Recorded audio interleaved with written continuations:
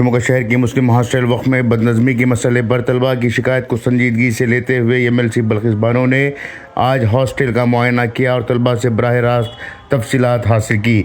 तलबा ने शिकायत की कि गुज़िश्ता एक साल से खाने पीने के नाक़िस इंतज़ामात, सफाई की कमी और इजाफी फ़ीस वसूली जैसे मसाइल का सामना है। उन्होंने मज़ीद बताया कि कमरों में बिजली की तारें ख़राब हैं और इन मसाइल पर इंतज़ामिया कोई तवज्जो नहीं दे रही। बल्किस बानो ने तमाम मसाइल को गौर से सुनने के बाद तलबा को यकीन दिलाया कि वो हॉस्टल के निज़ाम में बेहतरी लाने और खाने की फ़ीस में रियायत दिलवाने के लिए पूरी कोशिश करेंगे।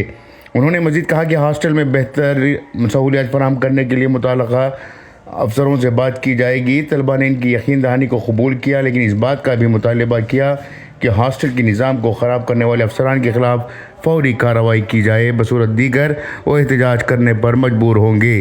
ब्यूरो रिपोर्ट, इनकलाब न्यूज़, शिमोगा।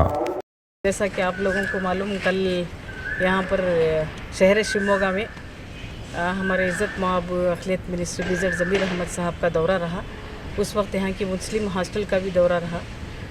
उसी दौरान यहाँ का मुआयना भी लिया जा रहा था। उसी वक्त यहाँ के जितने हॉस्टल्स के बच्चे हैं उन्होंने आकर अपने ऊपर क्या क्या तकलीफ़ें हो रही हैं उस तरह से उन्होंने बयान किया, जैसा कि इंफ्रास्ट्रक्चर की कमी है और हमें रूम रेंट ज़्यादा लिया जा रहा है। इस तरह से अपनी मसाइल का हल पेश कर रहे थे मसाइल। तो मिनिस्टर साहब ने मुझे एक मशवरा दिया कि कल आपसे यहाँ आकर पूरी तरह से इसका जायज़ा लें और क्या क्या मसले मसाइल हैं बच्चों को उन्हीं की ज़ुबानी सुनकर हुकूमत से हो या किस तरह से हो हल करने की कोशिश कर रहे हो। कि इसका मुझे डायरेक्शन देकर गया था। उसी सिलसिले में मेरे आने से पहले दूसरे टीवी वाले आकर मीडिया वाले आकर उनके पास बातचीत करे पर पता चला, लेकिन ऐसी कोई बड़ी बात नहीं है।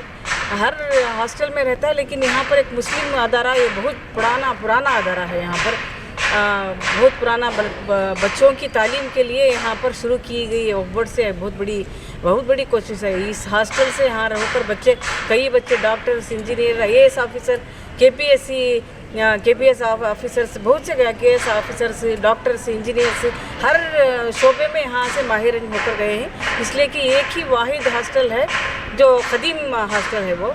तो इसका जायज़ा मैंने भी लिया। थोड़ा पाकी सफाई की भी ज़रूरत है और यूरिनर्स की ज़रूरत है। ये तमाम फहरिस्त करके हूँ मिनिस्टर साहब के साथ बातचीत कर हुकूमत की तरफ से जो भी मसले हल करने की कोशिश कर रही हूँ।